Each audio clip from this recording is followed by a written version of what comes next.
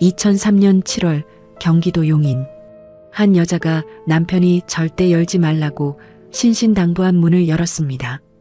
건설자재 업체 대표의 저택 지하에는 누구도 들어가 본 적 없는 전용 소극장이 숨겨져 있었습니다. 남편은 6년 전 사라진 전처를 위해 만든 공간이라고만 했고 재혼한 아내조차 발을 들이지 못하게 했죠. 남편이 해외 출장을 떠난 틈을 타 몰래 문을 연 아내가 발견한 것은 사라진 전처의 발레복과 토슈즈, 무대 위의 공연 사진들이었습니다. 분노에 휩싸인 아내가 그 무대 위에 올라서는 순간 6년간 방치된 바닥이 무너져 내렸습니다. 하얀 가루 사이로 드러난 것은 상상조차 할 수 없는 것이었습니다. 이야기는 6년 전으로 거슬러 올라갑니다. 1997년 대한발레단의 수석 발레리나 임세연이 돌연 은퇴를 선언하고 호련히 자취를 감췄습니다. 휴대전화도 드물고 CCTV도 거의 없던 시절이었습니다. 남편은 아내가 캐나다로 떠났다고 했고 경찰은 자발적 가출로 종결했습니다. 하지만 단 한 명, 당시 사건을 맡았던 형사만이 수첩에 이렇게 적어두었습니다. 남편 진술 이상함. 6년 뒤 무너진 무대가 다시 불러낸 그 수첩의 메모는 한 발레리나의 실종 뒤에 감춰진 치밀하고도 잔혹한 진실을 향해 나아가기 시작합니다. 그날의 이야기 시작합니다. 2003년 7월 경기도 용인. 한여름 햇살이 고급 주택가의 붉은 벽돌 담장 위로 쏟아지고 있었습니다. 건설자재 업체 대표 최정안의 저택은 그 주택가에서도 유독 눈에 띄는 3층짜리 건물이었죠. 이 저택의 지하에는 바깥에 한 번도 알려진 적 없는 전용 소극장이 하나 있었습니다. 최정안은 이 소극장을 실종된 전처 임세연을 위해 만든 공간이라고 말해왔습니다. 그러면서도 재혼한 아내 한수진에게조차 절대 들어가지 말라고 단단히 못을 박아두었죠. 거기는 세연이를 위해 만든 곳이야. 건드리지 마. 사라진 전처를 위한 공간이라니. 한수진은 그 말을 들을 때마다 속이 뒤집혔습니다. 대한발레단 시절 늘 임세연 뒤에 서서 군무를 추던 때부터 품어온 열등감이 결혼 뒤에도 사라지지 않았죠. 임세연이 떠난 자리에 들어왔건만 지하의 그 공간만큼은 여전히 임세연의 것이었습니다. 대체 거기에 뭘 넣어둔 거야? 한수진이 한두 번 물어본 적이 있었지만 최정아는 그때마다 눈을 치켜뜨며 같은 대답만 했습니다. 다시 한번 물으면 나도 참을 수가 없어. 7월 셋째 주 최정안이 사업거래처 지인 4명과 태국 골프 여행을 떠났습니다. 한수진은 남편이 인천공항으로 향하는 차에 오르는 것을 현관에서 배웅했습니다. 그리고 다음 날 오후 한수진은 곧장 2층 서재로 올라갔습니다. 분명 여기 어딘가에 있을 텐데. 서랍을 하나씩 열어보던 한수진의 손이 세 번째 서랍 안쪽 깊숙한 곳에서 멈췄습니다. 차가운 금속 열쇠 하나가 손끝에 잡혔죠. 한수진은 그 열쇠를 쥔 채 지하로 내려갔습니다. 계단은 어둡고 서늘했습니다. 후! 한수진이 짧게 숨을 내쉬고 열쇠를 돌리자 묵직한 철문이 느릿하게 열렸습니다. 소극장 안으로 한 발 들여놓은 한수진의 눈이 천천히 넓어졌습니다. 벽면을 따라 유리 진열장이 놓여 있었고 그 안에 발레복과 토슈즈, 공연 사진들이 가지런히 정리되어 있었습니다. 전부 임세연의 것이었죠. 이게 뭐야? 임세연이 6년 전 집을 떠나면서 그대로 남겨두고 간 물건들을 최정안이 이곳에 모아 보관하고 있었던 겁니다. 한수진의 입술이 가늘게 떨렸습니다. 진열장 유리 너머로 임세연이 무대 위에서 환하게 웃고 있는 사진이 보였죠. 떠나놓고도 이 집을 차지하고 있었어. 여기서까지. 한수진이 진열장 문을 열고 임세연의 발레복을 꺼내 들었습니다. 한참을 들여다보더니 천천히 자신이 입고 있던 옷을 벗고 그 발레복으로 갈아입었습니다. 그리고는 소극장 한쪽 벽에 설치된 오디오 시스템 앞으로 다가가 전원을 켰죠. 선반 위에 놓인 음반 몇 장을 뒤적이다가 차이콥스키의 백조의 호수를 골라 넣었습니다. 이 무대도 내 거야. 이제 익숙한 선율이 소극장 안을 가득 채우기 시작했습니다. 한수진이 무대 위로 올라섰습니다. 하지만 이 무대는 6년 가까이 사람이 거의 밟지 않은 채 방치되어 있었죠. 지하 특유의 습기가 바닥 아래 방습 비닐 틈새로 스며들면서 그 밑에 깔린 생석회와 반응했고 오랜 시간에 걸쳐 부풀고 열을 내기를 반복하면서 합판 아랫면을 안쪽부터 조금씩 썩게 만들었습니다. 겉은 멀쩡해 보였지만 속은 이미 사가 있었죠. 한수진이 팔을 펼치고 도약 자세를 잡았습니다. 발끝에 힘을 모아 무대 위를 가로지르며 크게 뛰어 올랐습니다. 그리고 착지하는 순간 발레 특유의 무게가 한 점에 집중되면서 부식된 지점을 그대로 뚫었습니다. 둔탁한 소리와 함께 무대 중앙부의 목재 합판이 아래로 꺼져 내렸습니다. 한수진의 몸이 바닥 아래로 빠져들었죠. 하얗게 석회가 뒤덮인 공간이 갈라진 틈 사이로 드러났습니다. 먼지가 가라앉자 석회 사이로 사람의 두개골이 보였습니다. 한수진의 입에서 비명이 터져 나왔습니다. 두 팔로 무너진 바닥 가장자리를 붙잡고 기어서 소극장 밖으로 빠져나왔죠. 떨리는 손으로 전화기를 집어든 한수진이 간신히 목소리를 짜냈습니다. 사람이 바닥 밑에 사람 뼈가 있어요. 빨리 와주세요. 119 신고를 받고 출동한 구급대원이 유골을 확인하고 즉시 경찰에 신고했습니다. 용인경찰서 강력반 박노경 반장이 현장에 도착한 것은 신고 접수 40분 뒤였습니다. 올해 50살 경감 계급장을 단 박노경은 후배들 사이에서 끈질긴 노형사로 통하는 사람이었죠. 소극장 안으로 들어선 박노경이 무너진 무대 바닥 앞에 쪼그려 앉아 단면을 들여다봤습니다. 김 형사, 이리 와서 봐. 뒤따라 들어온 후배 형사 김도영이 박노경 옆에 나란히 앉았습니다. 무너진 단면에는 맨 위에 리놀륨, 그 아래 합판을 두 겹으로 겹친 이중 바닥, 그 밑에 방습 비닐, 그리고 가장 아래에 하얀 생석회가 두텁게 깔려 있었죠. 반장님, 이 하얀 가루가 뭡니까? 생석회야. 박노경이 장갑 낀 손으로 하얀 가루를 살짝 집어 올리며 말했습니다. 이게 알칼리 성분이 강해서 세균이 자라는 걸 막아. 초기에 썩는 것도 늦추고 냄새까지 잡아주지. 건축 현장에서 습기 잡는 데 쓰기도 하는데. 박노경이 고개를 들어 무대 아래 공간 전체를 훑어봤습니다. 이 양은 단순히 습기를 잡으려고 깔아둔 그런 용도가 아니야. 누가 일부러 이렇게 깔아놓은 거다. 박노경이 자리에서 일어나 국과수 감식반 투입을 요청했습니다. 감식반이 도착해 유골 수습 작업에 들어갔고 치아와 남아있는 모발을 따로 채취해 감정을 의뢰했죠. 유골은 생석회 덕분에 부분적으로 석회 성분이 스며든 조직이 남아있는 상태였고 감식반은 숨진 시점을 약 5년에서 7년 전으로 잠정 판단했습니다. 반장님, 이 집 소유자가 최정안이라는 사람입니다. 김도영이 등기 자료를 확인하고 돌아와 보고했습니다. 그 이름을 듣는 순간 박노경의 손이 양복 안주머니로 향했습니다. 낡고 해진 수첩 하나를 꺼내 1999년 기록을 뒤지기 시작했죠. 손가락으로 페이지를 하나씩 넘기던 박노경이 어느 쪽에서 멈췄습니다. 거기에는 본인이 직접 적어둔 메모가 남아 있었습니다. 임세영 가출인 신고건, 남편 최정안 면담, 출국 기록 없음, 장모 오말순 신고. 김 형사, 박노경이 수첩에서 눈을 떼지 않은 채 말했습니다. 4년 전에 이 집 주인 아내의 친정어머니가 딸이 사라졌다고 우리서에 신고를 한 적이 있어. 오말순이라는 분인데 그때 내가 직접 최정안을 면담했거든. 김도영이 박노경의 수첩을 들여다보며 물었습니다. 그때는 어떻게 된 겁니까?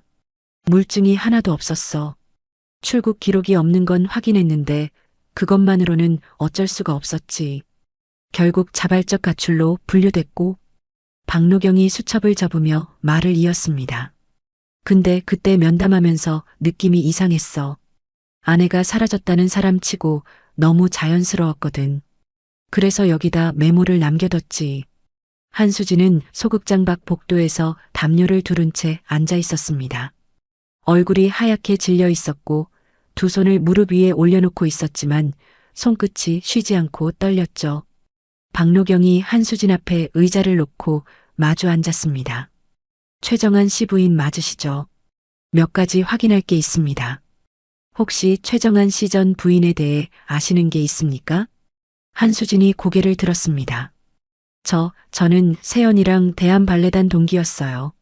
세연이가 사라진 뒤에 정한 씨랑 2001년에 재혼했고요. 여기를 어떻게 발견하신 거예요? 지금까지 이 집에 살면서 모르셨습니까? 네. 세연이를 위해 만든 공간이라고 절대 들어가지 말라고 했어요. 그런데 그 밑에 이런 게 있을 줄은. 한수진의 목소리가 갈라지면서 말이 끊겼습니다. 두 손으로 얼굴을 감싸주더니 온몸을 부들부들 떨었죠. 박노경이 자리에서 일어나 김도영을 복도 끝으로 불렀습니다. 최정한, 지금 태국에 있다고 했지? 예, 골프 여행 중이라고 합니다. 바로 연락해서 귀국시켜. 그리고 1997년부터 2001년까지 임세영 관련 기록을 전부 확보해. 여권 발급 이력, 출입국 기록, 가족관계 서류, 법원에 이혼 소송 기록이 있는지도 다 뒤져봐. 김도영이 수첩에 빠르게 받아 적으며 대답했습니다. 알겠습니다, 반장님. 박노경이 소극장 쪽을 한번 돌아보고는 낮은 목소리로 말했습니다. 그때 끝내 못 풀었던 사건이 다시 돌아왔어. 김도영이 법원 기록을 뒤진 결과는 이틀 만에 나왔습니다. 수원지방법원 민사 기록에 최정한이 2000년 3월 아내 임세연을 상대로 이혼 소송을 낸 내역이 남아 있었죠. 소송 사유는 배우자의 소재를 알 수 없다는 것이었고 임세연에게 직접 서류를 전달할 수 없어 법원 게시판에 공고를 붙이는 방식으로 진행되었습니다. 반장님, 임세연은 당연히 법원에 나오지 않았고요. 같은 해 9월에 임세연 없이 이혼이 확정됐습니다. 김도영이 법원 서류 사본을 박노경의 책상 위에 올려놓으며 말했습니다. 박노경은 서류를 한 장씩 넘기다가 이혼 판결문 위에 손가락을 올려놓고 한참을 들여다봤습니다. 김 형사, 이게 무슨 뜻인지 알겠나? 아내가 소재불명이니까 법적으로 이혼 절차를 밟은 거 아닙니까? 박노경이 의자 등받이에 기대며 고개를 저었습니다. 만약에 최정한이 아내를 죽인 거라면 자기가 죽인 사람을 상대로 소재를 모른다고 법원에 소송을 넣은 거야. 죽은 사람이 법원에 나올 리가 없으니까 그걸 이용해서 합법적으로 이혼 판결을 받아낸 거고. 김도영의 손이 멈췄습니다. 아직 확정할 수는 없어. 모든 가능성을 열어두고 가자. 근데 이 구조가 사실이면 이 사람 보통이 아니야. 수사팀은 1997년 당시 임세연의 마지막 행적을 추적하기 시작했습니다. 대한발레단 기록을 조회한 결과 임세연은 1997년 4월 봄 시즌 마지막 정기 공연을 끝으로 은퇴를 선언했습니다. 그리고 은퇴 발표 직후인 5월 초를 기점으로 임세연의 이름이 들어간 모든 공적 활동 기록이 사라져 있었죠. 97년 5월 이후로는 아무것도 없습니다. 건강보험 기록도 카드 사용 내역도 전부 끊겨 있어요. 김도영이 조회 결과를 정리하며 보고했습니다. 산 사람의 흔적이 아니야, 이건. 박노경이 짧게 내뱉었습니다. 박노경과 김도영은 임세연의 친정어머니 오말순을 찾아 부천으로 향했습니다. 오말순은 올해 68, 부천의 낡은 연립주택 2층에서 혼자 살고 있었죠. 현관문을 열어준 오말순은 머리가 하얗게 센 작은 체구의 여인이었습니다. 경찰이 왔다는 말에 오말순의 눈이 크게 떠졌습니다. 우리 세연이 일로 오신 거예요? 박노경이 고개를 숙여 인사하며 거실로 들어섰습니다. 김도영이 뒤따라 들어가 맞은편에 나란히 앉았죠. 어머니, 97년 5월에 임세연 씨한테서 마지막으로 연락받으셨을 때 이야기를 좀 해주십시오. 오말순이 식탁 위 찻잔을 두 손으로 감싸쥐며 천천히 입을 열었습니다. 그때 세연이가 전화를 했어요. 엄마, 나 캐나다 가서 다시 공부하려고 당분간 연락 못할 수도 있어. 그러더라고요. 목소리에 이상한 점은 없었습니까? 좀 떨리는 것 같기도 했어요. 근데 그때 세연이가 남편하고 많이 싸운다는 건 알고 있었거든요. 그래서 대수롭지 않게 넘겼지. 오말순의 시선이 찻잔 안으로 떨어졌습니다. 그 뒤로 6개월쯤 연락이 없으니까 불안해져서 사위한테 전화했어요. 최정한 씨가 뭐라고 했습니까? 세연이한테 연락이 왔는데 잘 지내고 있다. 어머니한테 전화하라고 하겠다. 그렇게 말하더라고요. 그래서 안심했는데 오말순이 찻잔을 내려놓았습니다. 손등으로 눈가를 훔치며 목소리를 가다듬었죠. 근데 세연이한테서 직접 연락은 안 왔어요. 끝내 1년 넘게 소식이 없으니까 더는 못 참겠어서 99년에 용인경찰서에 신고했지요. 박노경은 그 신고를 접수한 사람이 바로 자신이었다는 말을 차마 꺼내지 못했습니다. 대신 무릎 위에 놓인 수첩을 가만히 내려다봤죠. 경찰서로 돌아온 수사팀은 출입국 관리사무소에 임세연 명의 여권의 출입국 기록 전체를 조회 의뢰했습니다. 그리고 결과가 돌아왔죠. 반장님, 김도영이 팩스로 받은 회신 문서를 들고 왔습니다. 임세연 명의로 출국한 기록이 단 한 건도 없습니다. 97년 이전에도 이후에도요. 한 건도? 네. 캐나다는커녕 어디로도 나간 적이 없어요. 박노경이 팩스 문서를 받아들고 한 줄 한 줄 훑어봤습니다. 최정안이 경찰에게도 장모에게도 반복해온 캐나다로 떠났다는 말이 완전히 거짓이었다는 뜻이었죠. 김 형사, 임세연 씨 대한발레단 시절 가장 가까웠던 동료를 찾아봐. 97년 4월에서 5월 사이에 임세연 씨 곁에 있었던 사람이면 뭐라도 알 수 있어. 김도영이 발레단 퇴직자 명단과 동료들의 연락처를 추적한 끝에 당시 군무단원이었던 정미숙을 찾아냈습니다. 정미숙은 올해 45, 서울에서 발레학원 강사로 일하고 있었죠. 면담은 정미숙의 학원 사무실에서 이루어졌습니다. 김도영이 맞은편 의자에 앉아 수첩을 펼치자 정미숙이 먼저 입을 열었습니다. 세연이 일이죠? 뉴스에서 용인에서 유골이 나왔다는 거 봤어요. 설마 했는데 97년 마지막 몇 달간 임세연 씨 모습이 어땠는지 기억나시는 게 있습니까? 정미숙이 책상 위 물컵을 한 모금 마시고 내려놓으며 대답했습니다. 공연이 끝나면 항상 남편한테서 전화가 왔어요. 빨리 집에 오라고. 세연이가 전화 받을 때 표정이 굳어지더라고요. 그리고 남자 파트너랑 둘이서 연습하는 날이면 남편이 연습실까지 직접 찾아온 적도 여러 번 있었어요. 직접 연습실까지요? 네. 문 앞에 서서 지켜보고 있었어요. 처음엔 다들 놀랐는데 나중엔 세연이가 알아서 남자 파트너랑 연습을 줄이더라고요. 김도영이 수첩에 빠르게 적으며 질문을 이었습니다.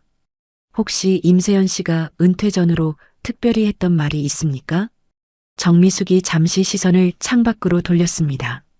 무언가를 떠올리는 듯 입술을 살짝 깨물더니 다시 김도영을 봤죠. 은퇴 발표하기 며칠 전이었어요. 세연이가 분장실에서 저한테 그랬어요. 이제 내 춤은 내가 정하고 싶다고. 그 말이 아직도 기억나요. 그 말이 무슨 뜻이었다고 생각하십니까? 남편한테서 벗어나고 싶다는 거였겠죠. 세연이가 그렇게까지 말한 건 처음이었거든요. 정미숙은 한 가지를 더 덧붙였습니다. 그리고 한수진이요. 세연이가 은퇴한다고 했을 때 다른 단원들은 다 놀라고 아쉬워했는데 수진이만 유독 담담했어요. 오히려 다음날 자기가 수석 올라간다고 주변에 흘리고 다녔거든요. 그 무렵 국과수에 의뢰했던 유골의 신원 확인 결과가 도착했습니다. 오말순에게서 채취한 혈액과 유골의 DNA를 대조한 결과 목의 유전자가 일치했죠.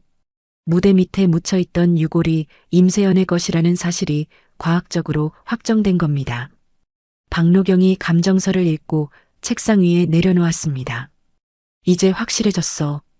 임세연은 캐나다에 간 게 아니야. 6년 동안 그 무대 밑에 있었던 거야. 같은 날 오후 태국에서 귀국한 최정안이 용인경찰서에 출석했습니다.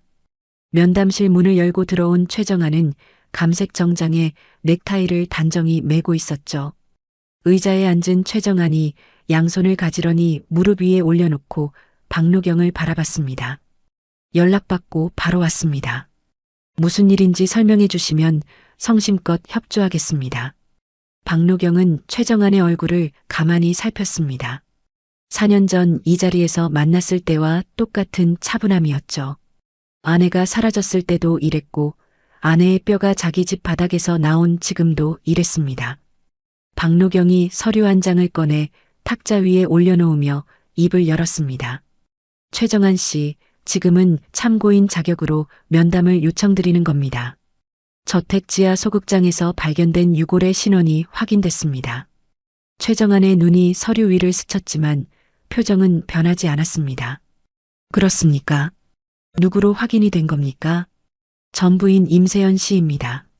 최정안이 눈을 한번 감았다가 떴습니다. 그리고 아주 천천히 고개를 끄덕였죠. 그건 저도 믿기 어렵습니다. 박노경은 최정안의 손끝을 봤습니다. 미동도 없었죠. 최정안은 면담실 의자에 등을 곧게 세운 채 박노경의 질문에 하나씩 답해 나갔습니다. 목소리는 낮고 일정했고 시선은 박노경의 눈을 정면으로 마주하고 있었죠. 97년에 아내가 집을 나간 건 사실입니다. 저한테 캐나다에 가겠다고 하더니 짐을 싸서 나갔어요. 출입국 기록에는 임세연 씨 명의로 출국한 기록이 단 한 건도 없습니다. 박노경이 탁자 위 서류를 손가락으로 짚으며 말했습니다. 최정안은 잠깐 눈을 내리깔았다가 다시 올리며 대답했죠. 다른 나라를 거쳐서 갔을 수도 있고 다른 이름으로 출국했을 수도 있지 않습니까? 소극장 무대 밑에서 나온 유골에 대해서는 어떻게 생각하십니까? 그 집을 지을 때 땅에 뭐가 묻혀 있었는지 저도 몰랐습니다. 이전에 그 터를 쓰던 사람이 있었을 수도 있지 않겠습니까? 최정안의 대답은 막힘이 없었습니다. 박노경은 최정안의 손, 눈, 입꼬리를 번갈아 살폈지만 어디에서도 흔들림을 찾을 수 없었죠. 면담이 끝난 뒤 박노경이 사무실로 돌아오자 김도영이 서류 한 뭉치를 들고 기다리고 있었습니다. 반장님, 등기부등본 확인했습니다. 뭐가 나왔어? 김도영이 서류를 펼치며 보고했습니다. 이 저택은 97년에 최정안이 빈 땅을 사서 새로 지은 건물입니다. 이전 소유자가 없어요. 최정안이 첫 번째 주인이에요. 그러면 이전 소유주 시절에 누가 묻었다는 말은 처음부터 거짓이라는 거잖아. 네. 그리고 한 가지 더 있습니다. 김도영이 건축허가 기록이 담긴 서류를 위에 올려놓았습니다. 최초 설계는 97년 3월에 접수됐는데 지하 소극장은 원래 설계에 없었습니다. 건축허가 기록상으로는 97년 6월에 설계 변경이 접수된 걸로 되어 있어요. 임세연의 마지막 공적 활동이 5월 초니까 그 직후에 소극장을 넣은 겁니다. 박노경이 건축허가 서류를 집어들고 날짜를 확인했습니다. 서류를 내려놓은 박노경이 의자 등받이에 몸을 기대며 천장을 올려다봤죠. 빈 땅에 새로 지은 집인데 이전 소유주가 묻었다. 이 사람 거짓말을 참 자연스럽게 해. 수사팀은 97년 저택 신축 당시 시공을 맡은 업체를 추적했습니다. 업체는 이미 폐업한 상태였지만 당시 현장 소장이었던 조한수의 소재가 확인됐죠. 조한수는 올해 63, 은퇴 후 수원에서 살고 있었습니다. 박노경이 직접 조한수를 찾아가 만났습니다. 조한수는 마당에서 화분에 물을 주다가 박노경을 맞이했죠. 최정안 씨 저택 공사요? 기억나죠? 그 집이 좀 특이했거든. 어떻게 특이했습니까? 조한수가 호스를 잠그고 마루에 걸터 앉으며 말했습니다. 원래 설계에는 지하에 소극장 같은 건 없었어요. 그런데 공사 중간에 갑자기 추가하라고 하더라고요. 급하게요. 무대 바닥 및 공사는 누가 했습니까? 그게 좀 이상했어요. 보통은 우리 인부들이 다 하는데 무대 바닥 아래쪽만큼은 최정안 씨가 직접 하겠다고 했거든요. 본인이랑 친구 한 명, 둘이서만 했어요. 우리한테는 손대지 말라고 했고 박노경이 수첩을 꺼내며 물었습니다. 그 친구가 누군지 기억나십니까? 고등학교 동창이라고 했던 것 같은데 이름이. 조한수가 이마를 짚고 잠시 생각하더니 고개를 끄덕였습니다. 문상태. 맞아요, 문상태. 그 사람이 그때 현장에 생석회를 대량으로 실어왔거든요. 트럭으로 한가득. 그게 유독 기억에 남아요. 생석회를 왜 그렇게 많이 가져왔는지 이유를 들으셨습니까? 습기 잡는 데 쓴다고 했는데 양이 너무 많아서 좀 의아했죠. 근데 건축주가 알아서 한다니까 더 묻지는 않았습니다. 박노경이 수첩에 문상태라는 이름 밑에 굵은 줄을 그었습니다. 경찰서로 돌아온 김도영이 또 다른 발견을 들고 왔습니다. 임세연의 은퇴 전후 행적을 추적하기 위해 97년 서울 서초구 일대 상가 임대 계약 기록을 뒤진 결과였죠. 반장님, 서초구 방배동 지하상가의 세연 발레 아카데미라는 이름으로 97년 4월에 임대 계약이 되어 있습니다. 임세연이 학원을 차리려고 했던 거야? 네. 그런데 보증일란에 적힌 이름이 있습니다. 김도영이 계약서 사본의 한 칸을 손가락으로 짚었습니다. 한수진입니다. 박노경의 눈이 좁아졌습니다. 임세연이 은퇴하기 전부터 남편 몰래 학원을 준비하고 있었다는 뜻이었죠. 그리고 그 계획의 보증인이 지금 최정안의 재혼 상대인 한수진이라는 것은 두 사람이 단순한 경쟁 관계가 아니었다는 뜻이기도 했습니다. 한수진이 임세연의 학원 보증을 서줄 만큼 가까운 사이였는데 그 임세연이 사라진 뒤에 남편이랑 재혼을 했다. 박노경이 중얼거리듯 말하자 김도영이 고개를 끄덕였습니다. 한수진을 다시 불러야 할 것 같습니다. 한수진은 이틀 뒤 용인경찰서에 다시 출석했습니다. 면담실에 앉은 한수진은 지난번보다 한층 여인 얼굴이었죠. 박노경이 임대계약서 사본을 탁자 위에 내밀었습니다. 이 보증인 서명, 한수진 씨 맞습니까? 한수진이 계약서를 내려다보더니 작게 고개를 끄덕였습니다. 네, 맞아요. 세연이가 부탁해서 해준 거예요. 부탁해서 해줬다고요? 발레단 시절에 임세연 씨와 그렇게 가까운 사이였습니까? 친한 사이는 아니었어요. 그냥 세연이가 주변에 부탁할 사람이 없다고 해서 한번 서준 거예요. 그러면 임세연 씨가 이혼을 준비하고 있었다는 것도 알고 계셨습니까? 한수진의 손가락이 무릎 위에서 살짝 움직였습니다. 그런 얘기는 자세히는 몰랐어요. 임세연 씨 실종 이후에 최정안 씨와 재혼하게 된 경위는요? 한수진이 시선을 탁자 위로 떨어뜨리며 대답했습니다. 세연이가 떠난 뒤에 정한 씨가 많이 힘들어 하더라고요. 그 모습에 마음이 갔어요. 박노경은 한수진의 대답을 들으면서 수첩에 짧은 메모를 남겼습니다. 면담이 끝나고 한수진이 나간 뒤 김도영이 또 다른 자료를 가지고 왔죠. 반장님, 발레단 내부 인사 기록이랑 동료 증언을 대조해 봤습니다. 한수진은 발레단 시절부터 임세연의 수석 자리를 공개적으로 탐냈던 인물이에요. 임세연이 은퇴하자마자 수석으로 올라갔고요. 그런 사람이 시기하던 상대의 학원 보증인을 왜 서줬겠어? 임세연의 이혼이랑 독립계획을 가까이에서 알기 위해서 아니었을까요? 그리고 그 정보를 최정안에게 흘렸을 가능성도 있습니다. 박노경이 수첩을 덮으며 고개를 끄덕였습니다. 한수진의 관여 가능성, 최정안의 직접 범행 가능성, 그리고 아직 소재가 안 잡힌 문상태의 역할. 이 세 갈래로 가자. 박노경이 자리에서 일어서며 말을 이었습니다. 한수진이 왜 시기하던 상대의 보증인을 서줬는지 그 답을 찾으면 한수진의 진짜 역할이 보일 거야. 바로 그때 강력반 사무실 문이 열리며 경비 담당 직원이 봉투 하나를 들고 들어왔습니다. 반장님, 민원실에 이게 접수됐습니다. 발신자 이름은 없고요. 박노경이 봉투를 받아들었습니다. 소인을 확인하니 인천 부평이었죠. 봉투 안에서 접힌 편지지 한 장을 꺼냈습니다. 글씨는 손떨림이 역력한 필체로 쓰여 있었습니다. 1997년 5월 그 집 지하에서 무슨 일이 있었는지 나는 안다. 정한이가 그날 밤 나를 불렀다. 서명은 없었습니다. 박노경이 편지를 들고 김도영을 받습니다. 인천 부평 문상태 소재 추적해. 박노경은 편지의 필체 감정을 의뢰하는 동시에 김도영에게 지시했습니다. 문상태, 인천 부평 쪽으로 주민등록 전산 돌려봐. 주소 나오면 바로 가자. 김도영이 전산을 조회한 결과 문상태는 인천 부평구의 한 낡은 다세대 주택에 거주하고 있었습니다. 현재 무직 상태였고 건강보험 자격도 직장이 아닌 지역가입자로 전환되어 있었죠. 반장님, 주소 확인됐습니다. 제가 먼저 다녀오겠습니다. 김도영이 그날 오후 인천 부평으로 향했습니다.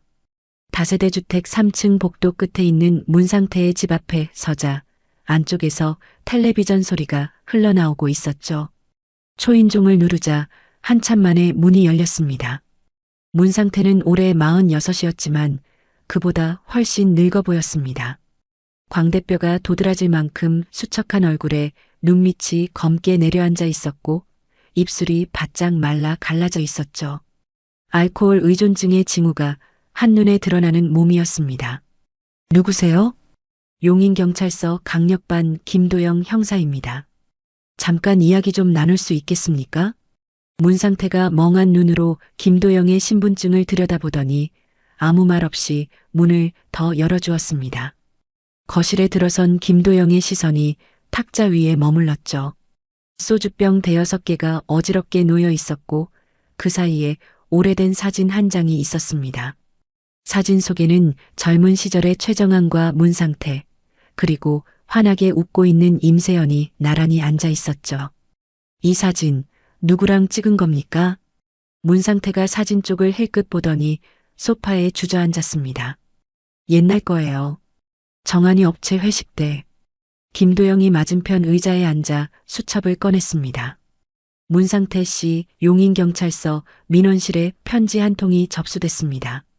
소인이 인천 부평이고 97년 5월에 있었던 일을 안다는 내용이었는데요. 혹시 보내신 겁니까? 문상태의 손이 무릎 위에서 움찔했습니다. 고개를 숙인 채 한참을 아무 말하지 않았죠. 그러다 느릿하게 고개를 들었습니다. 보냈어요. 내가 보냈어요. 그러면 97년 5월에 무슨 일이 있었는지 말씀해 주시겠습니까? 문상태가 탁자 위에 소주병 하나를 집어들었다가 다시 내려놓았습니다. 손가락이 심하게 떨리고 있었죠. 6년이에요. 6년을 혼자 안고 살았어요. 그리고 천천히 입을 열기 시작했습니다. 97년 5월 어느 날 밤이었어요. 정한이한테서 전화가 왔는데 목소리가 보통이 아니었어요. 빨리 집으로 와라. 그것만 반복하더라고요. 그래서 용인 저택으로 갔죠. 도착해서 뭘 봤습니까? 정한이가 현관에서 기다리고 있었는데 완전히 제정신이 아니었어요. 나를 붙잡고 지하실로 끌고 내려갔는데 문상태의 목소리가 갈라졌습니다.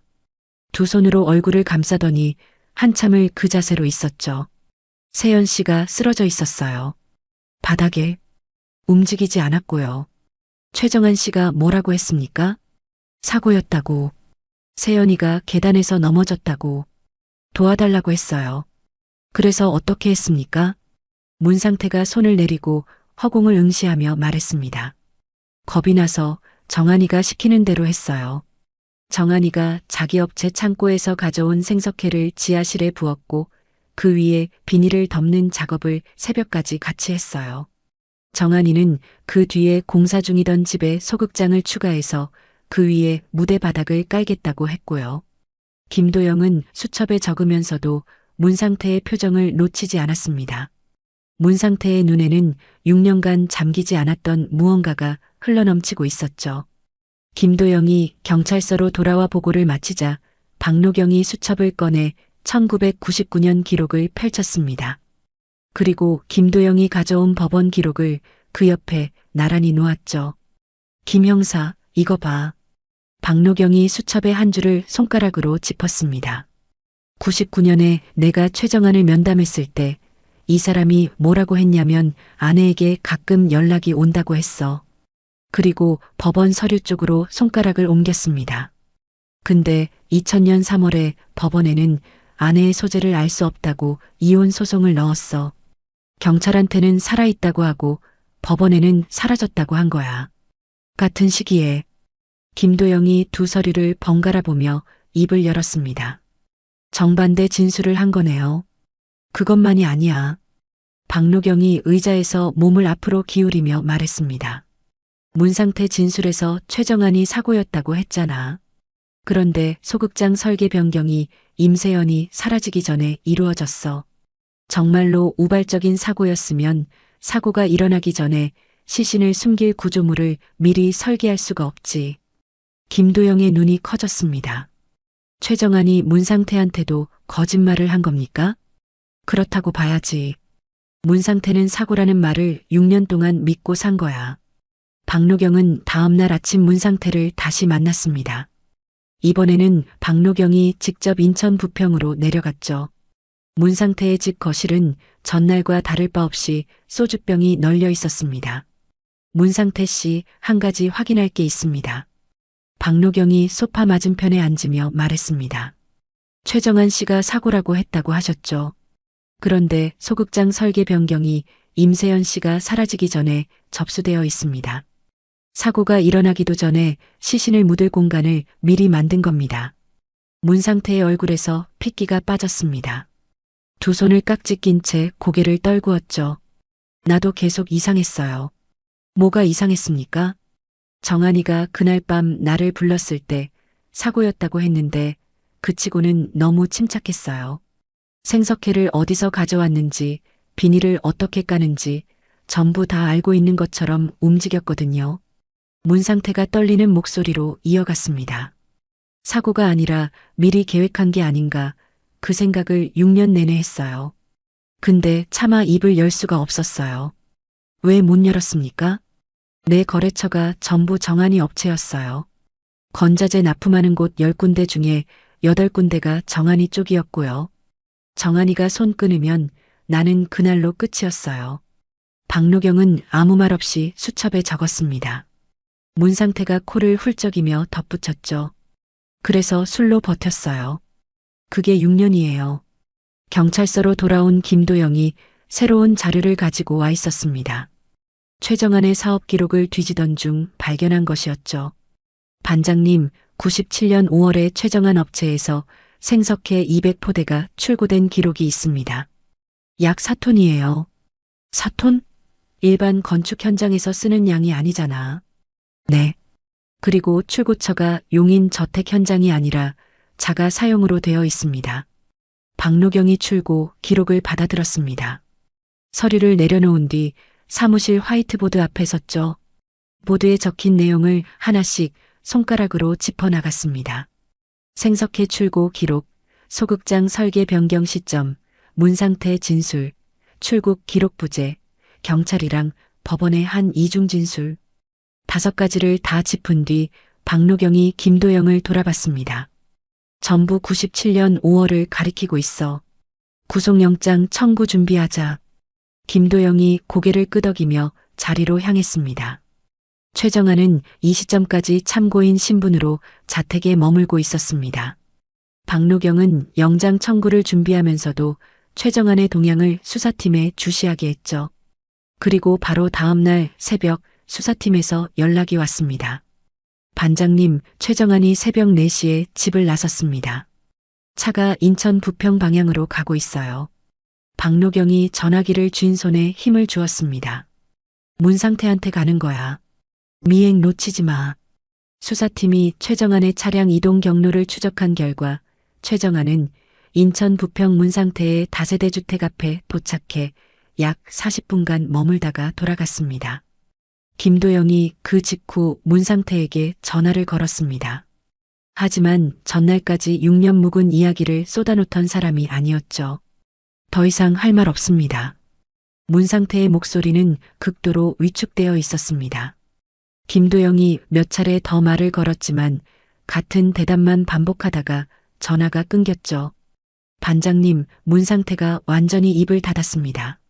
최정안이 새벽에 찾아가서 뭔가 한 게 분명합니다. 박노경이 책상 위에 팔꿈치를 짚으며 말했습니다. 문상태 긴급 보호 조치 검토하고 최정한 체포영장 바로 청구해. 김도영이 영장 서류를 준비하러 자리에서 일어서는데 사무실 전화가 울렸습니다. 전화를 받은 당직 형사가 수화기를 내리고 박노경을 봤죠. 반장님, 최정한 씨가 직접 전화해서 자진 출석하겠다고 합니다. 새로운 진술을 하겠다고요. 박노경과 김도영이 서로 눈을 마주쳤습니다. 오겠다는데 막을 이유는 없지. 들어보자. 최정한이 용인경찰서에 도착한 것은 그날 오전 10시였습니다. 면담실에 앉은 최정한은 이전과 달리 넥타이를 매지 않았고 셔츠 소매를 한번 접어 올린 차림이었죠. 하지만 눈빛은 여전히 흔들림이 없었습니다. 말씀하십시오. 박노경이 맞은편에 앉으며 짧게 말했습니다. 최정한이 천천히 숨을 들이쉬고 입을 열었죠. 이전에 드린 말씀을 정정하겠습니다. 세연이가 스스로 떠났다는 건 사실이 아닙니다. 박노경의 눈이 좁아졌지만 아무 말하지 않았습니다. 최정한이 두 손을 탁자 위에 가지런히 올려놓으며 말을 이어갔죠. 97년 5월 그날 밤 세연이가 이혼하겠다고 했습니다. 짐을 싸겠다고 하길래 내가 말렸어요. 그러자 세연이가 흥분해서 물건을 집어 던지기 시작했고 소리를 듣고 상태가 올라왔습니다. 문상태 씨가 왜 그 시간에 집에 있었습니까? 그날 저녁에 사업 이야기하려고 불렀었어요. 아래층에서 술을 마시고 있었는데 위에서 소리가 나니까 올라온 겁니다. 최정한이 잠깐 말을 멈추고 물을 한 모금 마셨습니다. 컵을 내려놓는 손은 완벽하게 고정되어 있었죠.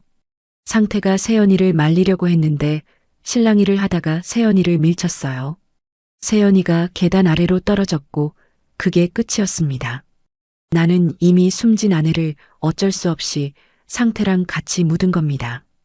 박노경은 최정한의 진술을 끝까지 듣고 나서 수첩에 메모를 적었습니다.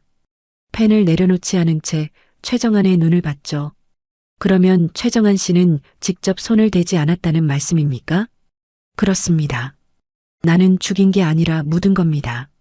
면담이 끝난 뒤 박노경이 복도로 나와 김도영에게 말했습니다. 이 사람 자기를 방조자로 바꾸고 직접 한 짓을 문상태한테 돌리는 거야. 문상태가 알코올 의존증에 기억이 불완전하고 입까지 닫은 상태니까 반박이 어렵다는 걸 계산한 거지. 그러면 어떻게 합니까? 최정한의 진술대로라면 문상태를 피의자로 소환해서 조사를 안 할 수가 없어. 문상태 본인도 그날 밤 현장에 있었다고 진술했으니까. 이중 수사로 가야 해. 김도영이 고개를 끄덕이며 말했습니다. 반장님, 그런데 한수진 쪽에서도 새로 나온 게 있습니다. 뭔데? 한수진 배경 조사를 계속하고 있었는데요. 97년 4월에 임세연의 학원 보증인 서명을 한 뒤 불과 2주 만에 최정한 업체에서 주최한 행사에 발레 시연자로 출연한 기록이 있습니다. 출연료 50만 원을 수령했고요. 박노경의 눈썹이 올라갔습니다. 97년 4월이면 임세연이 사라지기 직전이잖아. 한수진이 그때 이미 최정한이랑 따로 만나고 있었다는 거야? 행사 기록 자체는 확인이 되는데 업체 직원 한 명이 기억하는 게 있습니다. 한수진이 행사 말고도 최정한이랑 따로 몇 번 만났다고요. 박노경이 복도 벽에 등을 기대며 팔짱을 꼈습니다. 한수진이 임세연의 학원 보증인을 서주면서 이혼 계획을 알아낸 거야. 그리고 같은 시기에 최정한 쪽에 붙어서 그 정보를 넘긴 거지. 그게 맞으면 한수진이 범행의 방아쇠를 당긴 셈이야. 박노경은 한수진을 세 번째로 소환했습니다. 면담실에 앉은 한수진의 손가락이 무릎 위에서 쉴 새 없이 움직이고 있었죠. 97년 4월 최정한 씨 업체 행사에 발레 시연자로 출연하셨죠? 네, 발레단에 있을 때 업체 행사 같은 데서 시연을 해준 적이 있어요. 그때도 그런 거였어요. 행사 말고 최정한 씨를 따로 만난 적이 있습니까? 한수진의 시선이 흔들렸습니다. 사업 이야기를 하면서 몇 번 차를 마신 적은 있어요. 그게 다예요. 임세연 씨의 이혼 계획이나 학원 개원 준비에 대해 최정한 씨한테 말씀하신 적이 있습니까? 한수진이 입술을 꾹 다물었습니다. 3초, 5초, 10초. 긴 침묵 끝에 한수진이 고개를 저었죠. 그런 적 없어요. 박노경은 더 추궁하지 않았습니다. 면담을 마치고 나온 뒤 김도영에게 말했죠. 증거가 더 필요해. 지금 상태에서는 한수진이 정보를 넘겼다는 걸 증명할 방법이 없어. 이 시점에서 용의선상에는 3명이 올라가 있었습니다. 최정아는 처음부터 계획하고 직접 손을 댄 혐의, 문상태는 최정안의 진술에 따른 우발적 범행 혐의, 한수진은 정보를 넘겨 범행을 부추긴 혐의였죠. 세 사람의 진술이 각기 다른 방향을 가리키면서 수사는 꼬여들기 시작했습니다. 박노경이 사무실 화이트보드 앞에 서서 세 사람의 이름을 들여다봤습니다. 한참을 서 있던 박노경이 보드에서 눈을 떼며 입을 열었죠. 유골한테서 답을 찾자. 유골이요? 국과수의 유골 정밀 분석을 추가로 의뢰해. 뼈가 부러진 부위, 어디서 어떤 방향으로 힘이 가해졌는지 그걸 정밀하게 봐달라고 해. 특히 계단에서 떨어졌을 때 생기는 부상이랑 누가 직접 내리쳤을 때 생기는 부상을 구별할 수 있는지 그걸 핵심으로 잡아. 김도영이 수첩에 적으며 고개를 끄덕였습니다. 알겠습니다. 감정 결과는 2주 정도 걸릴 겁니다. 그 시간 동안 우리도 놀고 있을 수는 없지. 박노경이 화이트보드에 적힌 97년이라는 숫자 밑에 건축 도면이라고 써넣었습니다. 97년 저택 신축 당시 건축 도면, 원본이 용인시청 건축과 기록실에 있을 거야. 가서 수거해와. 설계 변경 전이랑 후, 도면 둘 다. 김도영이 자리에서 일어서며 대답했습니다. 내일 아침에 바로 가겠습니다. 김도영이 용인시청 건축과 기록실에서 가져온 건축 도면은 두꺼운 청색 표지의 뭉치였습니다. 최초 설계본과 설계 변경본 두 버전이 함께 묶여 있었죠. 박노경이 강력반 사무실 큰 책상 위에 뭉치를 펼쳤습니다. 최초 설계가 97년 3월 접수, 설계 변경이 97년 6월 접수. 먼저 변경본부터 보자. 박노경이 설계 변경본의 도면을 한 장씩 넘겨나갔습니다. 소극장 하부 구조가 상세히 그려져 있었죠. 무대 아래의 깊이, 이중 바닥의 규격, 방습 비닐 시공 범위까지 모두 기재되어 있었습니다. 사람 하나 넣고도 남을 깊이네. 김도영이 도면을 들여다보며 말했습니다. 박노경은 대답 없이 도면을 한 장 더 넘겼습니다. 그리고 설계 변경 신청서 첫 페이지에서 손이 멈췄죠. 우측 상단에 관청 접수 스탬프가 찍혀 있었습니다. 박노경의 눈이 그 스탬프 위에 고정되었습니다. 빨간 잉크로 선명하게 찍힌 날짜는 1997년 5월 2일이었죠. 김 형사, 박노경이 스탬프 위에 손가락을 올려놓으며 말했습니다. 임세연의 마지막 공연이 4월 말이었지? 네. 4월 28일 봄 시즌 정기 공연이 마지막이었습니다. 그러면 이 날짜는 마지막 공연 나흘 뒤야. 박노경이 도면에서 눈을 떼지 않은 채 말을 이었습니다. 이전에 우리가 확인한 설계 변경 접수가 6월이라고 된 건 건축 허가 기록이었고 이건 설계 변경 신청서 원본이야. 실제로 최정안이 설계 변경을 신청한 날짜는 5월 2일이라는 거지. 김도영이 스탬프를 들여다보다가 고개를 들었습니다. 5월 2일이면 임세연이 아직 살아있던 시점 아닙니까? 그래. 아내가 살아있는데 무대 아래에 사람 하나 들어갈 깊이의 공간을 설계에 넣은 거야. 박노경이 도면 위에 두 손을 짚으며 김도영을 봤습니다. 우발적인 사고라면 사고가 일어나기 전에 시신을 숨길 구조물을 미리 만들 수가 없어. 이건 계획이야. 처음부터. 김도영이 아무 말 없이 스탬프의 날짜를 수첩에 받아 적었습니다.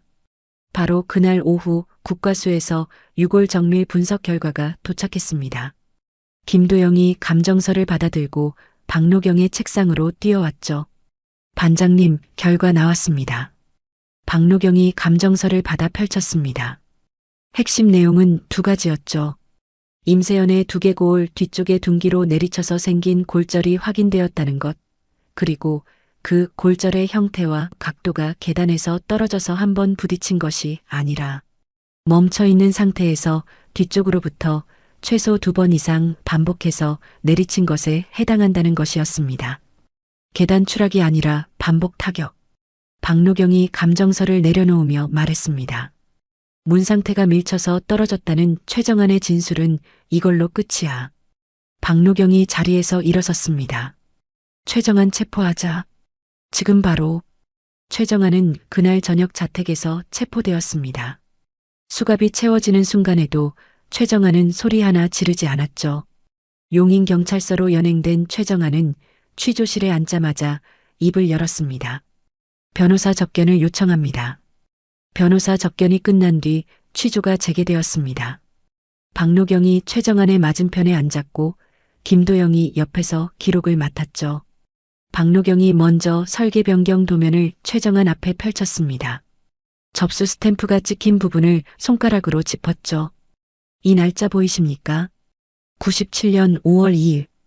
임세연 씨 마지막 공연 나흘 뒤입니다. 최정안이 도면을 내려다봤습니다.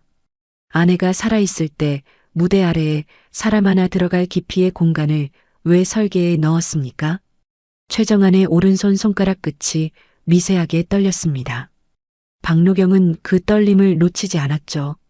하지만 최정안은 얼굴 표정을 바꾸지 않은 채 대답했습니다. 아내를 위한 연습 공간을 만들려고 한 겁니다.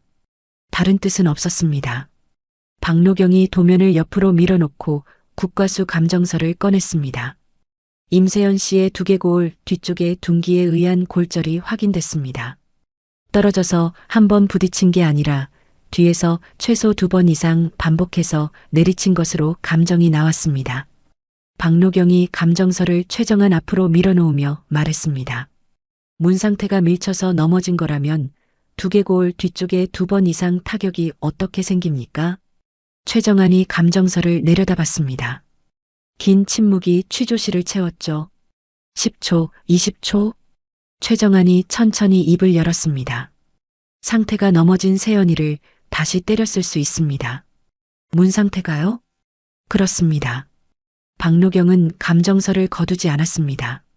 대신 양복 안주머니에서 낡은 수첩을 꺼냈죠.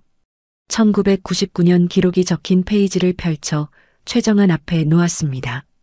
최정안 씨, 99년에 제가 임세연 씨 가출인 신고건으로 면담했을 때 아내에게 가끔 연락이 온다고 하셨습니다.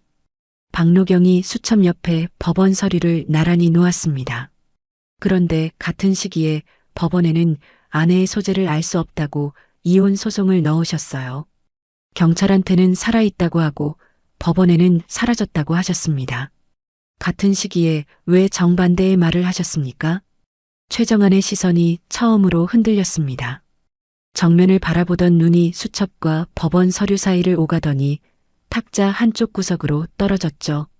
박노경이 몸을 앞으로 기울이며 목소리를 낮췄습니다. 정리해드리겠습니다. 아내를 죽이기도 전에 아내를 묻을 무대를 설계하셨습니다. 아내를 죽인 뒤에는 친구를 불러서 시신을 묻으셨고요. 장모에게는 딸이 잘 지내고 있다고 거짓 전화를 하셨습니다. 경찰한테는 살아있다고 거짓말을 하셨고 법원에서는 숨진 아내를 상대로 이혼 소송을 해서 판결을 받아내셨습니다. 이 모든 게 우발적인 사고를 감춘 것이라고 주장하시는 겁니까? 취조실 안의 공기가 멈춘 것 같았습니다. 최정안의 입술이 아주 미세하게 벌어졌다가 다시 닫혔죠. 10초, 20초, 30초, 40초. 최정안이 탁자 위에서 두 손을 거두어 무릎 위에 올려놓았습니다. 변호사와 추가 접견을 요청합니다. 취조는 그렇게 종료되었습니다. 박노경이 취조실 문을 열고 복도로 나왔죠. 김도영이 기록 수첩을 닫으며 뒤따라 나왔습니다. 반장님, 자백할까요? 박노경이 복도 끝 창문 너머로 시선을 던지며 대답했습니다. 안 해. 저 사람은 끝까지 안 할 거야. 우리가 증거로 완성해야 해. 박노경이 김도영을 돌아봤습니다. 아직 하나가 빠져 있어. 흉기, 아니면 그날 밤의 물건. 저 집에서 나와야 해. 2차 압수수색 영장 청구해. 2차 압수수색 영장이 발부된 것은 이틀 뒤였습니다. 박노경과 김도영이 감식반과 함께 최정안의 저택으로 향했죠. 이번 수색의 목표는 명확했습니다. 소극장 내부, 특히 벽면과 무대 주변에 숨겨진 공간이 있는지를 확인하는 것이었죠. 감식반원들이 소극장 벽면을 하나씩 두드려 나갔습니다. 무대 왼쪽 세 번째 벽 앞에서 한 감식반원이 손을 멈추었죠. 여기 소리가 다릅니다. 안이 비어 있어요. 박노경이 다가가 직접 벽면을 두드려 봤습니다. 다른 벽과 달리 속이 텅 빈 울림이 돌아왔죠. 뜯어. 감식반이 벽면 마감재를 조심스럽게 벗겨내자 안쪽에 이중벽 사이에 좁은 공간이 드러났습니다. 그 안에 검은 비닐봉지 하나가 놓여 있었죠. 박노경이 장갑을 낀 손으로 비닐봉지를 꺼내 바닥에 내려놓고 입구를 열었습니다. 녹이 심하게 쓴 쇠파이프 한 개가 나왔습니다. 그리고 그 밑에 임세연 명의의 여권과 주민등록증이 함께 들어 있었죠. 김 형사. 박노경이 쇠파이프를 내려다보며 말했습니다.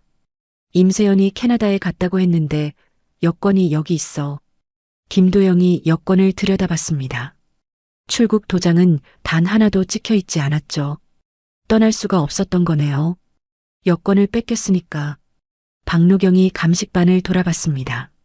쇠파이프 표면에서 미세 흔적 채취하고 유골 두개골 골절 부위랑 파이프 모양이 맞는지 분석 의뢰해. 바로 쇠파이프와 유골이 국과수로 보내졌습니다. 결과가 돌아오기까지 닷새가 걸렸죠. 김도영이 감정서를 들고 강력반 사무실로 들어왔을 때 박노경은 화이트보드 앞에 서 있었습니다. 반장님 나왔습니다. 박노경이 돌아서며 감정서를 받아들었습니다. 첫 페이지부터 한 줄 한 줄 읽어 내려갔죠. 쇠파이프 표면의 미세 흔적에서 임세연의 유전자가 검출되었습니다. 그리고 파이프의 둥근 면과 두개골 골절 부위의 형태가 일치한다는 감정 결과였죠. 이걸로 끝이야. 박노경이 감정서를 책상 위에 내려놓으며 말했습니다. 흉기의 피해자 유전자, 흉기 모양이랑 두개골 골절이 일치. 문상태가 밀쳐서 넘어졌다는 건 완전히 무너졌어. 문상태 쪽은 어떻게 합니까? 이 결과를 문상태한테 알려. 물적 증거가 확보됐다는 걸 알면 입을 열 거야. 김도영이 문상태에게 연락을 취했습니다. 박노경의 판단대로였죠. 물적 증거가 나왔다는 말을 들은 문상태가 보호 조치를 조건으로 최종 진술에 응하겠다고 했습니다. 문상태는 다음 날 용인경찰서에 출석했습니다. 면담실에 앉은 문상태는 지난번보다 더 수척해져 있었죠. 두 손을 탁자 위에 올려놓았는데 손가락 마디마디가 쉬지 않고 떨리고 있었습니다. 문상태 씨 97년 5월 그날 밤 이야기를 다시 해주십시오. 이번에는 처음부터 끝까지. 박노경이 조용한 목소리로 말했습니다. 문상태가 고개를 숙인 채 입을 열었죠. 그날 밤 정한이한테서 전화가 왔어요. 빨리 오라고. 그래서 용인 저택으로 갔는데 문상태가 말을 멈추고 침을 삼켰습니다. 도착했을 때 세연 씨는 이미 쓰러져 있었어요. 움직이지 않았고요. 정한이가 쇠파이프를 쥐고 서 있었습니다. 최정한 씨가 뭐라고 했습니까? 사고였다고. 세연이가 덤벼들어서 어쩔 수 없었다고. 그리고 신고하면 너도 끝이다. 그렇게 말했어요. 문상태의 목소리가 갈라졌습니다. 두 손으로 탁자 모서리를 움켜쥐더니 고개를 더 깊이 숙였죠. 무서웠어요. 정한이 눈이 사람 눈이 아니었어요. 그래서 시키는 대로 했습니다. 생석해 붓고 비닐 덮고. 최정한 씨가 그날 밤에 다른 말은 하지 않았습니까? 문상태가 고개를 들었습니다. 눈이 충혈되어 있었죠. 했어요. 정한이가 그랬어요. 세연이가 나를 버리고 학원을 차린다는 걸 알았다고. 그걸 수진이한테 들었다고. 박노경의 펜이 수첩 위에서 멈추었습니다. 김도영과 눈을 마주쳤죠. 한수진한테 들었다고 직접 말했습니까? 네. 분명히 그렇게 말했어요. 수진이한테 들었다고. 면담이 끝난 뒤 박노경은 사무실 화이트보드 앞에 섰습니다. 그리고 97년 5월의 사건을 시간순으로 정리하기 시작했죠. 김 형사, 정리해보자. 박노경이 보드에 번호를 매기며 적어나갔습니다. 97년 4월 임세연이 은퇴 뒤 학원을 열려고 준비하면서 한수진한테 보증인 서명을 받아 같은 시기에 한수진이 최정안한테 임세연의 이혼 계획이랑 독립 계획을 알려. 그 다음이 5월 2일 설계 변경 신청입니다. 맞아. 한수진한테서 그 사실을 들은 최정안이 5월 2일에 저택 설계를 바꿔서 지하 소극장이랑 무대 아래 공간을 추가해 시신을 감출 준비를 시작한 거지. 박노경이 보도에 이어서 적었습니다. 5월 중순 어느 밤 임세연이 최정안한테 이혼을 직접 말해. 최정안이 미리 준비해둔 쇠파이프로 임세연의 뒤통수를 최소 2번 내려쳐. 그리고 문상태를 불러서 시신을 지하실로 옮기고 생석회를 덮어. 김도영이 보드를 보며 말했습니다. 그 뒤에 소극장 공사가 진행되면서 시신 위에 비닐, 이중 바닥, 무대 바닥이 차례로 덮인 거고요. 그래. 그리고 범행 뒤에도 치밀했어. 박노경이 보드 아래쪽에 이어 적었습니다. 장모한테는 딸이 잘 지내고 있다고 거짓 전화를 했고 충분히 시간이 지난 2000년에 법원에 소재불명 이혼 소송을 넣어서 판결을 받아내고 2001년에 한수진이랑 재혼했어. 하나로 이어진 계획이야. 박노경이 펜을 내려놓고 보드 전체를 바라봤습니다. 이제 최정안한테 마지막 취조 들어가자. 최정안은 취조실에서 변호사와 나란히 앉아 있었습니다. 박노경이 맞은편에 앉으며 쇠파이프 사진과 국과수 감정서 그리고 문상태의 최종 진술조서를 탁자 위에 올려놓았죠. 최정안 씨 저택벽 안에서 쇠파이프가 발견됐습니다. 그 파이프에서 임세연 씨의 유전자가 나왔고요. 파이프 모양이 임세연 씨 두개골 골절 부위와 일치합니다. 최정안의 시선이 사진 위에 머물렀습니다. 그리고 문상태 씨가 진술했습니다. 그날 밤 저택에 도착했을 때 임세연 씨는 이미 쓰러져 있었고 최정안 씨가 쇠파이프를 쥐고 있었다고요. 박노경이 진술조서를 최정안 앞으로 밀어놓았습니다. 문상태가 밀쳐서 떨어졌다는 진술은 흉기 증거와 맞지 않습니다. 뒤에서 2번 이상 내리친 흔적이 있는데 넘어져서 생긴 것이 아닙니다. 최정안의 턱 근육이 미세하게 움직였습니다. 변호사 쪽을 잠깐 봤다가 다시 정면을 향했죠. 긴 침묵이 흘렀습니다. 그리고 최정안이 입을 열었습니다. 세연이는 내가 없으면 아무것도 아니었어요. 목소리가 낮고 느렸습니다. 가난한 집안에서 춤밖에 모르는 애를 내가 끌어올려 준 거예요. 먹여 살리고 무대에 세워주고 다 내가 만들어준 자리였어요. 최정안의 눈이 탁자 위 서류 너머 어딘가를 향했습니다. 근데 그 자리에서 나를 버리겠다고 했어요. 학원을 차리겠다. 이혼을 하겠다. 내가 만들어준 자리에서 나를 버린 건 세연이가 먼저였어요. 박노경은 아무 말하지 않았습니다. 최정안이 직접 손을 댔다는 것을 스스로 인정한 셈이었죠. 박노경이 조용히 펜을 들어 조서에 기록을 시작했습니다. 한수진은 별도 취조에서 임세연의 학원 계획을 최정안에게 알린 사실을 인정했습니다. 하지만 끝까지 같은 말을 반복했죠.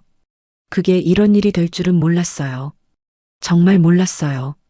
출연료 50만 원은 실제 업체 행사에 대한 정당한 대가로 확인되었고 범행을 부추겼다는 직접적 증거도 부족했습니다. 검찰은 한수진에 대한 기소를 보류했죠. 수사 결과를 통보받는 자리에 오말순이 나왔습니다. 박노경이 직접 부천으로 찾아가 사건의 전모를 설명했죠. 오말순은 거실 바닥에 앉은 채 박노경의 말을 끝까지 들었습니다. 그러면 세연이가 캐나다에 간 게 아니라 6년 동안 그 바닥 밑에 있었다는 거예요? 네. 죄송합니다, 어머니. 오말순의 두 손이 무릎 위에서 떨렸습니다. 눈물이 주름진 볼을 타고 흘러내렸죠. 그때 내가 더 찾아볼걸. 그때 경찰서에 더 매달릴걸. 박노경은 그 앞에서 고개를 숙인 채 아무 말도 하지 못했습니다. 2004년 봄 수원지방법원. 최정안의 재판이 열렸습니다. 방청석에는 오말순이 맨 앞줄에 앉아 있었고 그 뒤로 취재진이 빼곡히 자리를 채웠죠. 최정아는 피고인석에서도 등을 곧게 세우고 있었습니다. 재판 과정에서 최정아는 같은 말을 되풀이했죠. 세연이의 모든 것을 만들어준 건 저였습니다. 재판부는 길게 듣지 않았습니다.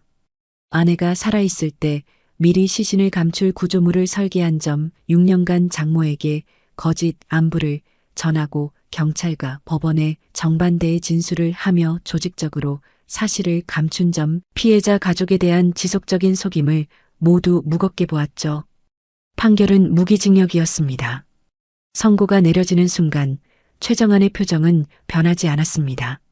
다만 양손을 무릎 위에서 꽉 쥐었다가 천천히 펴는 것을 박노경이 방청석에서 지켜봤죠. 문상태의 재판은 같은 달에 열렸습니다. 시신을 감추는데 가담한 혐의로 징역 3년에 집행유예 5년이 선고되었죠. 재판 과정에서 6년간 죄책감에 시달리며 알코올 의존증 치료를 받아온 기록이 참작되었습니다. 법정을 나서는 문상태의 발걸음은 느렸습니다. 형이 가벼워진 것에 안도하는 얼굴이 아니었죠. 6년을 짊어지고 살았던 무게를 내려놓았는데도 어깨는 여전히 축 처져 있었고 눈 밑에 그늘은 조금도 옅어지지 않았습니다. 한수진은 법정의 증인으로 섰습니다. 임세연의 독립계획을 최정안에게 알린 사실이 증인 신문을 통해 공개되었죠. 방청석의 취재진이 일제히 펜을 움직였고 그 내용은 다음날 신문 사회면을 채웠습니다. 기소는 되지 않았지만 무용계에서 한수진의 이름은 완전히 지워졌습니다. 최정안의 유죄가 확정된 뒤 이혼 절차가 진행되었고 오말순이 최정안을 상대로 낸 손해배상 소송에서 최정안의 재산 대부분이 배상금으로 결정되면서 한수진이 가져갈 것은 거의 남지 않았죠.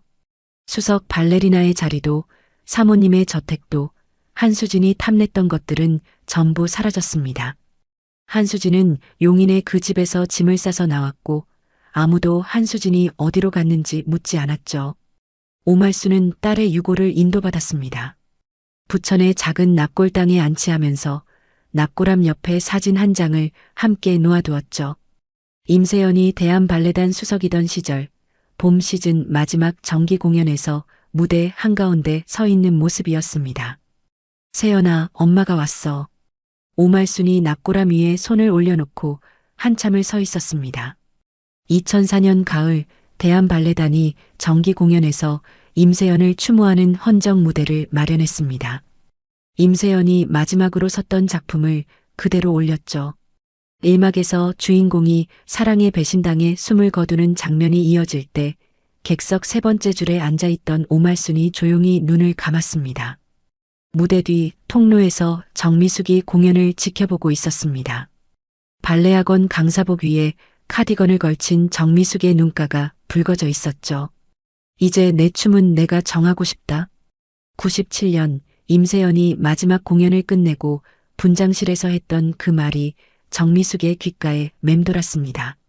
자기 춤을 자기가 정하겠다는 그 말이 결국 임세연에게 어떤 대가로 돌아왔는지를 정미숙은 알고 있었죠. 정미숙이 무대 위를 바라보며 입술을 깨물었습니다. 조명 아래에서 다른 무용수가 임세연이 추었던 춤을 추고 있었지만 그 무대 위에 임세연은 없었습니다. 박노경은 경찰서 사무실에서 사건 종결 보고서를 작성하고 있었습니다. 마지막 장을 쓰기 전에 서랍에서 낡은 수첩을 꺼냈죠. 99년 기록이 적힌 페이지를 펼쳤습니다. 출국 기록 없음, 남편 진술 이상함. 그 메모 옆에 빈 공간에 펜을 대고 4글자를 적었습니다. 2003년 7월 해결. 펜을 내려놓은 박노경이 수첩을 한참 들여다봤습니다. 4년 전에 한 발짝만 더 파고들었더라면 오말순이 그 긴 세월을 속아서 살지 않아도 되었을 거라는 생각이 가슴을 눌렀죠. 반장님, 보고서 다 되셨습니까? 김도영이 커피 2잔을 들고 들어오며 물었습니다. 박노경이 수첩을 접어 안주머니에 넣으며 대답했습니다. 다 됐어. 보고서의 마지막 장을 덮었습니다. 사건 이후 최정안의 저택은 매물로 나왔지만 소문이 퍼지면서 오랫동안 사겠다는 사람이 나타나지 않았습니다. 지하 소극장은 수사가 끝난 뒤 봉인된 채 그대로 남았죠. 조명이 꺼지고 음악이 멈춘 텅 빈 무대 위에는 아무도 없었습니다. 다만 무대 바닥에 남은 구멍만이 한때 그 밑에 묻혀있던 사람을 말없이 기억하고 있었습니다. 오늘의 이야기 어떠셨나요? 임세연은 자기 춤을 자기가 정하고 싶었을 뿐이었습니다. 남편의 그늘에서 벗어나 자신만의 무대를 만들겠다는 꿈, 그것은 누구에게나 허락되어야 할 당연한 선택이었죠. 하지만 그 선택은 그녀에게 돌아오지 못할 길이 되었습니다. 6년이라는 시간 동안 임세연은 자신을 위해 지어졌다는 무대 밑에 묻혀 있었습니다. 그 위로 남편은 새 아내를 맞이했고 장모에게는 딸이 잘 지내고 있다는 거짓말을 반복했습니다. 떠났다는 말 한마디로 한 사람의 존재를 통째로 지워버린 겁니다. 가장 마음이 아팠던 건 어머니 오말순이었습니다. 딸이 캐나다에서 새 삶을 살고 있다고 믿으며 6년을 기다렸던 그 세월이 전부 거짓 위에 세워져 있었다는 사실을 알았을 때 어떤 심정이었을까요? 그때 내가 더 찾아볼 거리라는 그 한마디에 6년간의 후회와 고통이 담겨 있었습니다. 최정아는 아내의 모든 것을 자신이 만들어 주었다고 말했습니다. 하지만 사랑이란 상대를 소유하는 것이 아니라 상대의 선택을 존중하는 것입니다. 떠나겠다는 사람을 잡는 것이 아니라 보내줄 수 있는 것, 그것이 사랑이 아니었을까요? 무너진 무대 위에는 아무도 남지 않았지만 임세연이 마지막으로 꿈꿨던 자유만큼은 이 이야기를 통해 기억되기를 바랍니다. 이야기를 끝까지 들어주신 분이 계시다면 구독 버튼을 눌러주시고 잘